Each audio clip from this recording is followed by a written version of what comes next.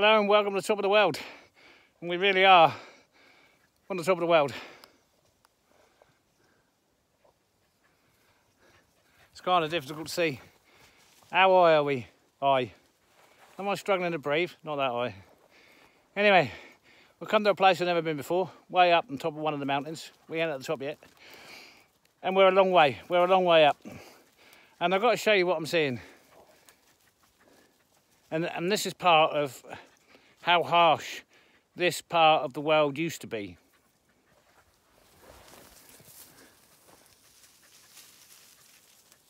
So we're way up above the river, which is already, I don't know, 1,000 feet, 1,500 feet.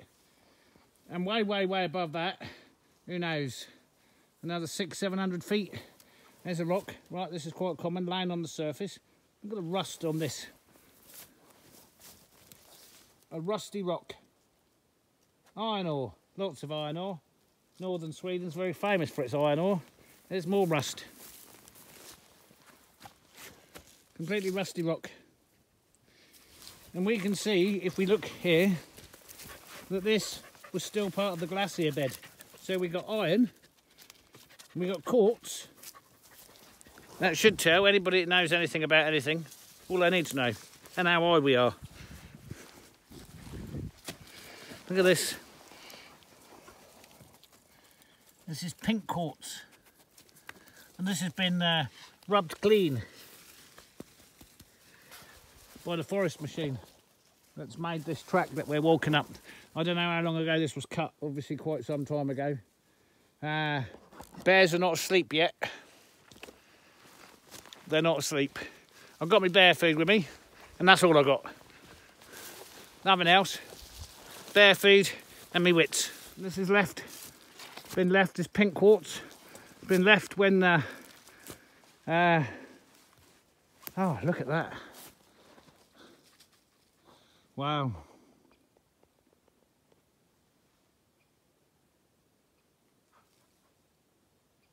How stunning is that?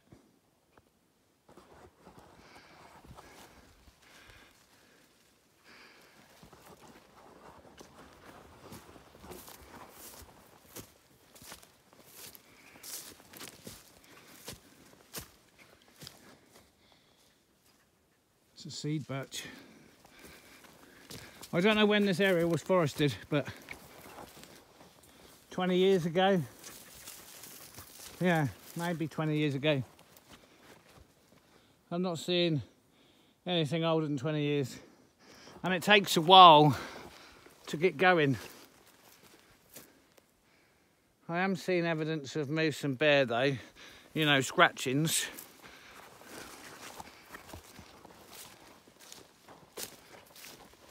Lots of huge termite nests, which is really good. Casper's doing his zigzagging bit, which is also really good. He's not as far ahead as I'd like him to be.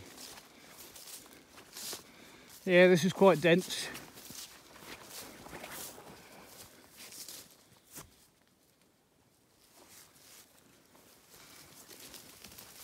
Anyway, what are we doing up here? Well, this bit, nothing. It's starting to level out. I think we're at the top. Ready? So I was going to go fishing, but it's just too cold. Why am I out here without my coat on? Well, I left it in the truck. So yeah, we're at the top. We're definitely at the top. So we was on our way to a lake, which is on these tracks. I don't know. It can take 50 minutes, an hour, if everything runs smoothly.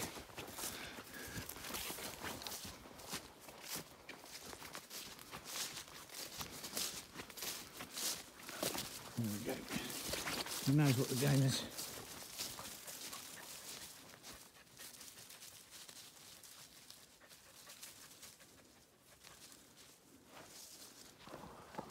What's really good about him is, unlike some of the hunting dogs, they get on a scent trail and they're gone. They don't come back, they've got to have these collars. Well, don't let him get too far away from me, but he generally alerts me quite quickly if he picks up on a strong and recent scent.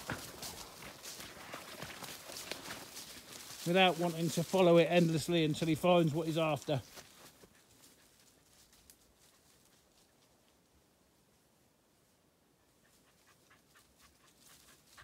He goes so far from the trail and then returns. And there's that just epic view.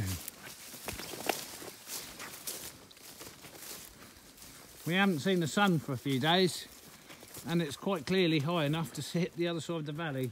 I will show you in a minute. If my hand's a bit wobbly, and I apologise for that.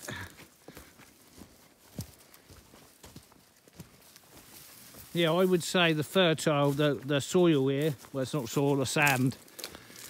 What do I mean by sand? Let me see if I can show you. That's what this place is made up of. Sand. There's no soil. It's all sand. Sand and rock. There we go, there's that view. Stunning, right? So, other than the few seed trees, that's an aspen, right? Rare as rocking horse. That one there. They're not so big, given how long ago this was clear cut, and it takes a while, like I said, for it to establish. And where the soil's not too fertile, it'll take them a long time to grow. They will grow. They'll all grow. They just won't grow too quickly. And this is some time away from its first thinning. Some time away from its first thinning. Just because of the slowness in which it grows. Where it's really, there's some more pink quartz there. There's a lot of pink quartz.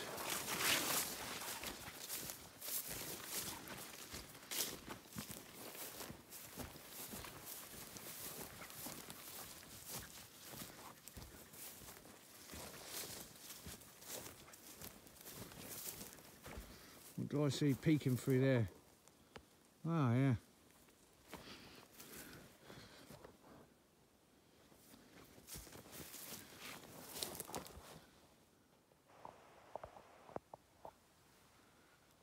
The woodpecker holes in the top of that tree.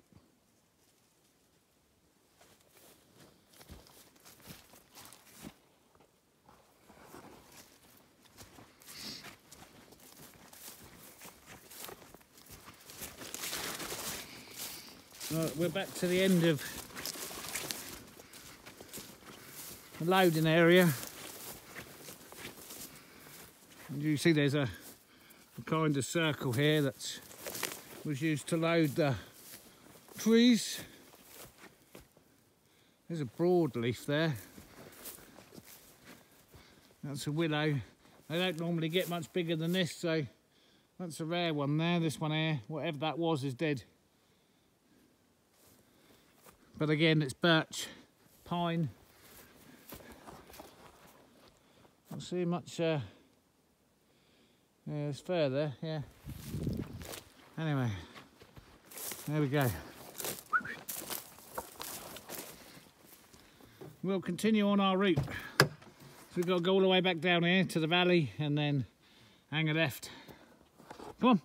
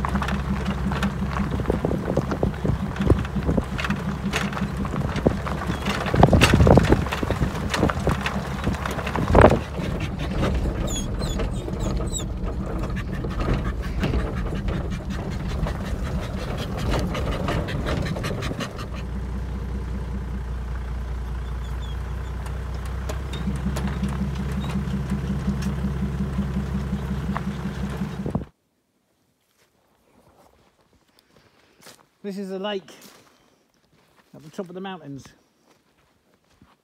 It's a huge lake at the top of the mountains. We're way, way, way above the valley, which also is quite high, but I've never known what's in here, and I've never fished it, but I've thought about fishing it many times. There is indeed a boat over there. It's certainly not my boat, but there is a boat there, and there is a structure here, a hut.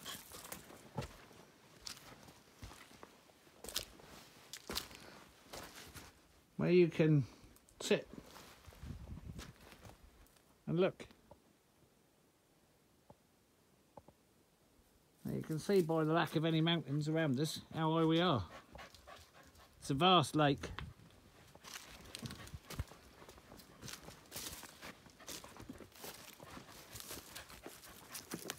Beautiful clear water.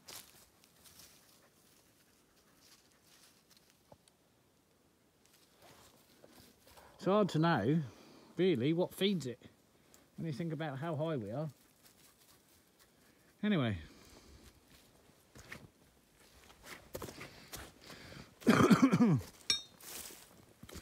There are boats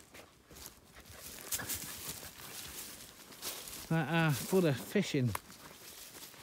There's a well-worn path down to the boat. Yeah, it's definitely a boat, and there's the oars. I don't exactly know whose boat it is, but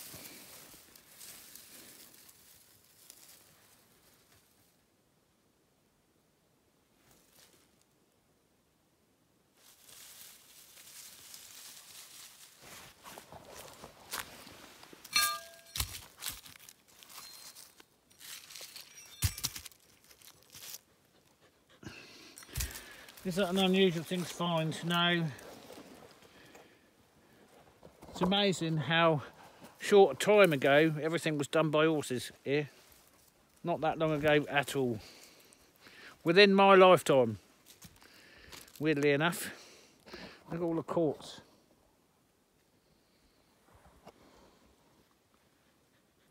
They've been clear cutting over there. That's all been clear cut.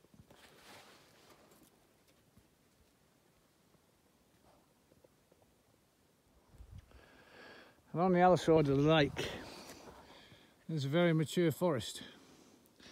And I've been here a few times, and there's always overwhelming evidence of moose.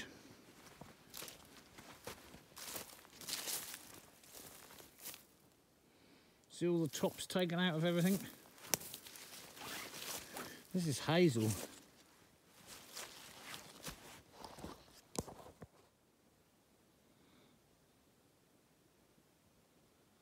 Look at that. Amazing. What have you done? Yeah?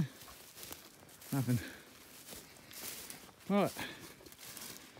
We could probably head back now.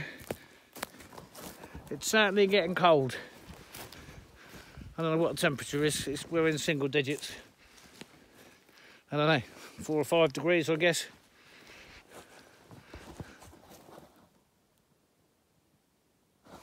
So what am I actually doing? I think I've only used the landcruiser once this year, and that was to go and get the generator. And since I had to get it out to take the boat out of the water, it's just nice to take it for a drive. Me and the old girl there, we spend a lot of time together. And yeah, you don't do a lot these days. What have we got here then? Huh? What, you got stuck, something stuck to you? This? Is that it? Oh. Yeah, it's gone now. Oh.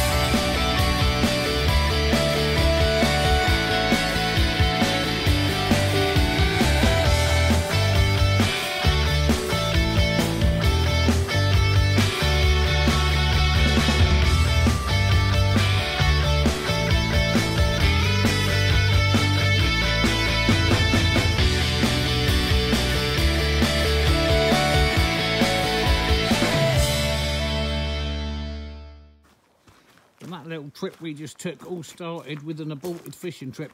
So I thought I would take a small trip out fishing before I got the boat out.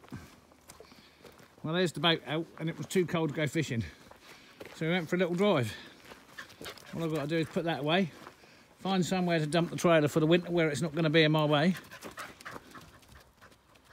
You can see I've scraped the yard here, started to put in the winter trenches, and generally had a clear up. As a little add-on to this video, I've got a little job to do this morning. It's Saturday morning. You're going to see this tonight. So yesterday, me and Casper, we just had a great time. What a real bad week I've had. Not as a result of outside influences, I have to tell you, because there are no outside. Well, occasionally there are outside influences, but not very often. Anyway, this was all me. And the situation we're dealing with, 80-year-old plumbing and radiators and a bad system. So where are we? Look at that, 11:30, Saturday morning. I did a little job, and I sort of asked the guy. He said he didn't really want to spend a lot of money, or didn't have a lot of money. Anyway, I asked him if he could pay for the materials, and then I'd take something in exchange for the labour. And yeah, he's got this old parquet oak flooring. Well, when I say old, has it been sat in where it was sat for 20 years? Yeah, is it 30 years old? Is it 40 years old? Possibly. Possibly it is. Anyway, I'll show you what I got, and I'll show you what happened when we had this explosion in the other room. So this here is how it's packed in this old wrapping. Right, it's exceedingly old. Is there a date stamp on it? I haven't found anything that dates it yet, but it's old. Anyway, this centre bit is what it should look like. All that black, that is all the spray from the central heating fluid, and I'm calling it central heating fluid instead of water because it's got antifreeze and stuff in it. Anyway, it's turned it black. Absolutely turned it black. So quite a bit of this has got ruined. Can I sand it back? Well, I've had to do a lot of sanding on it anyway because it's so old to get the floor the way I want it to look. But yeah, are all these packs soaked in at the bottom? Yes, they are. Quite a bit of damage. Devastating, really. So this stuff has been sat in a barn for 20 plus years, and it's almost perfect. Almost perfect. And then within a few days of it being in my building, a large portion of it got destroyed. And even where the packs have been sat in water that I've not needed to use, I've got another little job upstairs I'm going to use them for, which I was going to use MDF for. There's no way I can buy any sheet materials. I mean, the world has changed, and it's changing faster and faster. So anything I had planned is now done. It's finished. It's over. Even to the extent that there was a thing in the local paper here yesterday about heat pumps. That's these things up on the wall, and wood burners, wood stoves. Just you can't get them anymore because everybody knows that they're in trouble. Am I relying on them for heat? Well, no, because I don't have any other heat source, so I'm geared up for that. But yeah, things have changed. So I was going to use some of this upstairs, so it's cost me a lot of work. Let me show you what I've managed to clean up. Well, you can still see a little bit of it left there. That's actually going under the door frame, so I'm not too bothered. Anyway, this is the floor that I've just laid, and you can see some evidence on the joints. Anyway, I can't lift the floor, there's no more. So I've sanded it and cleaned it best I can. That's the worst bit that I can't get out, where the water's come up through the floor because of the flooding. Look at my hands. Right, nothing can be done about that. And that's going to be under the desk. So, having sanded all this down and got this perfect, ready to be oiled, it then all got black through the joints and splashed. And the reason it all got destroyed on the end here, and you can see all the dirt and mess, this has still not been mopped, which is bad because it's going to walk in there if I'm not careful. Anyway, I'm about to seal up this floor. So I thought you might be interested in seeing what happens when you've got a raw oak parquet floor like this. And there are a number of ways to treat this floor, and I've decided on a different way. So this is what I'm working on here. You can't see that because I've got that for another video. So this is the big bench that you saw me make, and this is all Oh my words. Varnished. Right, 3 layers of varnish. Well, I'm not going to varnish the floor. I varnished other floors in other parts of the building, but I'm going to oil this one. I'm going to start it with straightforward boiled linseed oil. Does that say boiled linseed oil? Yeah, it does. Right. Cooked, boiled. Linseed oil. So we're going to start with straightforward linseed oil. And we're going to give it 2 coats, I think. And I think that should be good. And the reason I'm doing that is because it's much better to use boiled linseed oil than to use varnish. And I've already got 3 tins of varnish in stock. I really need those for the floors that I'm trying to renovate upstairs. And to be able to buy any more, nah, it's not going to happen. I've had a particularly bad year financially as it is, and now the world's just gone mad. And how close am I to this? How close am I to this war that's going on? You have no idea how close I am to the largest amassment of military troops since World War II. The mobilisation of the Russian army is so close I can almost smell them. Am I bothered? No. I don't understand the fear held by Finland and Sweden as a whole of the Russian. Well, I do. It's because it's media propaganda and, you know, government rhetoric and everybody should be scared. Well, we've been told nobody's coming to help us up here, right? There's no help. Am I bothered? No. Can I speak a few words of Russian? Enough not to get shot. And if they ain't going to shoot me when they first see me, they ain't going to shoot me after they met me.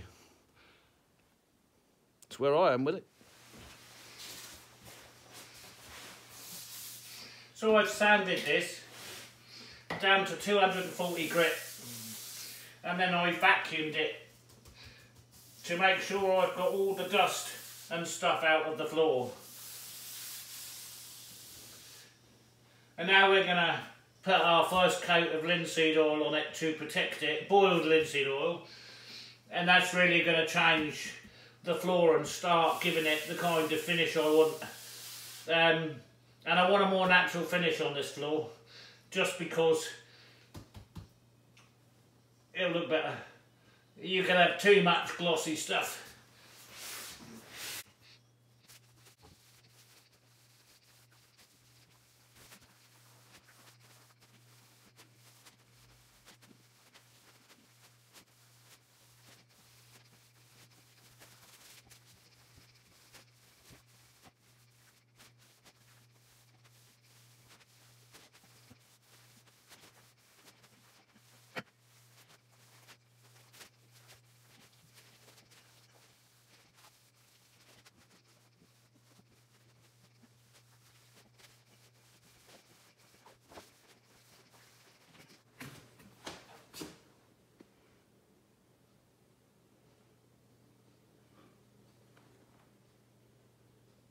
Amazing transformation, incredible. And that's turned what was a really anemic looking, such a dry floor, into not only a nice looking floor. Now that's got no colour in it, that's got no stain in it, that's just boiled linseed oil. But putting oil into a finished product like that is the best thing you can do, because obviously it revitalises it and gives it its natural colour back. So the white anemic colour, that's dry. That's way too dry. That's not how it's supposed to look. You add the oil in there. It'll give it some substance. It'll give it its natural colour back, and it'll protect it. How many layers am I going to do with that? Probably just 2. Probably just 2. And what that'll do is, once that's all dry, is if the floor gets damaged or marked in any way, it'll be really easy to clean up. So there we go. That's it, an extra little one for this video. Thanks very much. Thank you for joining me. We'll catch you on the next one. Bye for now.